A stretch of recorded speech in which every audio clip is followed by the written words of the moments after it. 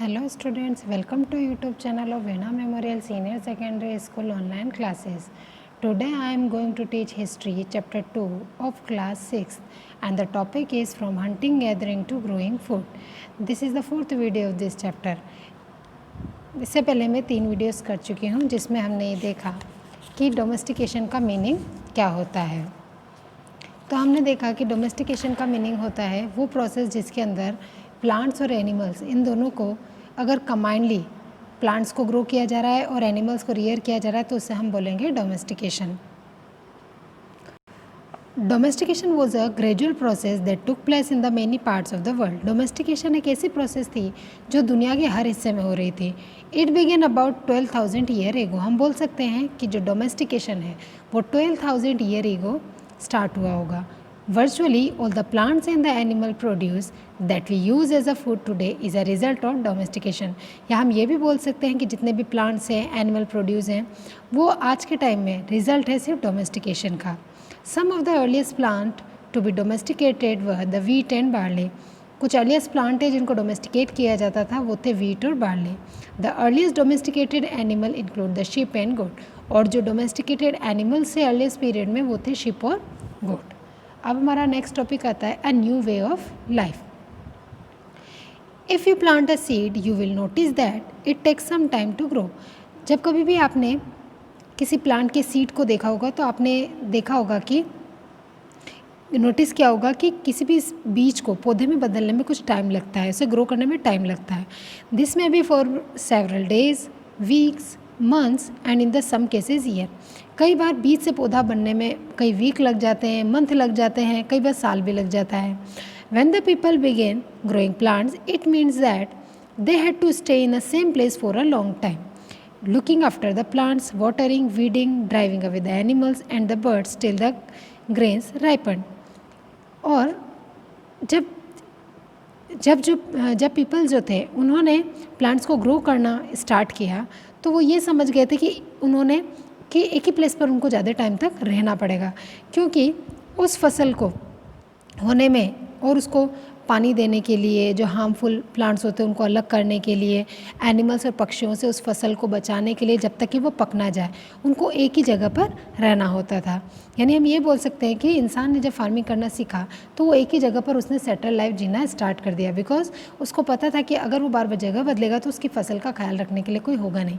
इसलिए अपनी फसल को एनिमल से, बर्ड से बचाने के लिए वो एक ही जगह पर रहता था जब तक कि फसल पक ना जाए।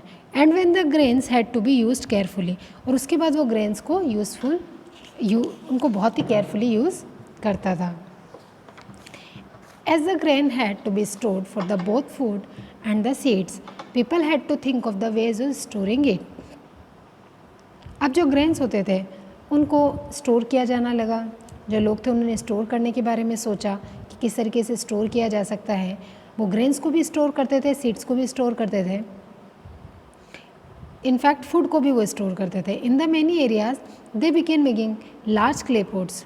बहुत सारे ऐसे एरियाज थे जहाँ पर जो लोग थे उन्होंने क्ले पॉट्स बनाना स्टार्ट कर दिया, बास्केट्स बनाना स्टार्ट कर दिया और dug the पिट्स into the ground. और पिट्स बनाना स्टार्ट कर दिया ग्राउंड्स के अंदर जहाँ पर वो अपने जो फूड वगैरह है उसको स्टोर करके रख पाए। नेक्स्ट हमारा टॉपिक है storing animals. Animal multiply the naturally. अब एनिमल्स हैं जो दिन ब दिन बढ़ते ही जा रहे थे। Besides if they are looked after carefully they provide the milk which is an important source of food and meat. Animals को बहुत ही केयरफुली लुक आफ्टर किया जा रहा था बिकॉज वो मिल्क देते थे, मीट देते थे, खाने के लिए फूड देते थे जब उनकी रिक्वायरमेंट हो। In other word animal that are reared can be use as a store of food. या हम ये बोल सकते हैं कि एनिमल्स का यूज़ स्टोर ऑफ फूड के रूप में यूज़ किया जा रहा था। यानी कि उन्हें पालो और जब चाहो उनसे खाना मिल जाएगा, दूध मिल जाएगा, मीट मिल जाएगा, तो कभी भी अवेलेबल हो सकता है। क्योंकि फसलों को पकने में टाइम लगता है, क्रॉप्स को ग्रो होने में टाइम लगता है, लेकिन एनिमल्स को सिर्फ केयरफुली अगर उनको ध्यान रखा जाए तो कभी भी उनसे फूड हमें मिल सकता है, ऑब्टेन किया जा सकता है। नेक्स्ट टॉपिक हमारा finding out about the first farmer and the herders. You will notice a number of the blue squares. Each marks a site from where the archaeologists have found the evidences of the early farmers and the herders. आप map 2 को अगर देखेंगे page number 13 पे तो आपको पता चलेगा कि कुछ ब्लू स्क्वायर्स में जो साइट्स हैं वो दिखाई गई हैं जहाँ पर अर्ली फार्मर्स और हर्डर्स के एविडेंसेस मिलते हैं। These are found all over the continent, और सभी कॉन्टिनेंट्स में जितने भी कॉन्टिनेंट्स हैं वहाँ से ऐसे एविडेंसेस मिलते हैं जहाँ पर फार्मर्स और हर्डर्स होते थे। Some of the most important ones are in the north west, in present day Kashmir and the east and the south India. अगर हम इंडिया की बात करें तो इंडिया के नॉर्थ वेस्ट इलाके में, यानी प्रेजेंट डे जहाँ कश्मीर है, और ईस्ट और साउथ इंडिया जो है वहाँ पर काफ़ी एविडेंसेस मिलते हैं जहाँ पर हंटर गैदरर सोसाइटीज़ रहा करती होंगी। To find out whether these sites are settlements of the farmers and herders, scientists study the evidences of the plants and the animal bones.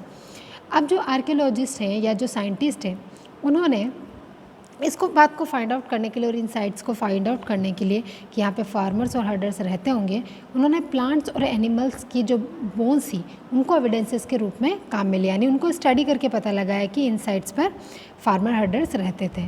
One of the most exciting find include the remained of the burn grain. इसमें सबसे exciting find जो है archaeologist की वो है जले हुआ जो ग्रेन से, यानी जला हुआ ग्रेन, अनाज के दाने, या तो वो एक्सीडेंटली जल गए होंगे या किसी पर्पज़ से जलाए गए होंगे, ऐसा हो सकता है। Scientist can identify this grains and so we know that the number of the crops are grown in the different part of the subcontinent. जो साइंटिस्ट है उन्होंने इन ग्रेन्स को आइडेंटिफाई किया कि ये किस तरह के ग्रेन्स हैं, और उसके बाद हमें पता चलता है कि इंडिया के, ना सिर्फ इंडिया बल्कि इंडिया के डिफरेंट हिस्सों में कहाँ कहाँ पर कौन कौन सी क्रॉप्स को ग्रो किया जाता था। They can also identify the bones of the different animals. Scientist ने एनिमल्स की बोन्स को भी आइडेंटिफाई की इंडियन सब कॉन्टिनेंट के डिफरेंट हिस्सों में किस तरह के एनिमल्स और क्रॉप्स को जो है डोमेस्टिकेट किया जाता होगा। Towards the settled life, archaeologist have found the traces of the huts और houses at some site. Archaeologist जो थे उनको कुछ साइट्स पर कुछ हट्स मिली है और कुछ हाउसेज मिले हैं। For instance in Burzahom in present day Kashmir build the pit houses which are dug into the ground with the step leading into them। Kashmir का जो बुरज़ोम है वहाँ पर प्रेजेंट डे कश्मीर में जो साइट्स है बुरज़ोम, वहाँ पे कुछ पिट हाउसेस के एविडेंसेस मिलते हैं। इन पिट हाउसेस में को अर्थ को जो डग करके बनाया जाता था और इनके अंदर जाने के लिए सीढ़ियों का यूज़ किया जाता था, और कोल्ड के वेदर में ये शेल्टर देने के काम में आते थे, यानी जब सर्दियों के दिन होते थे। Archaeologist have also found the cooking huts both inside outside the huts. और जो झोपड़ियाँ मिली है उसके अंदर और बाहर चूल्हे मिले हैं आर्कियोलॉजिस्ट को, जिससे पता चलता है कि वो फायर का यूज़ करना जानते थे। We suggest that depending upon the weather people cook the food either indoor और आउटडोर। और साथ में इससे भी ये भी पता चलता है कि जो अर्ली मैन होता होगा वो खाना घर के अंदर और बाहर दोनों जगह बनाता था। तो आज के लिए बस इतना ही, बाकी हम नेक्स्ट वीडियो में देखेंगे।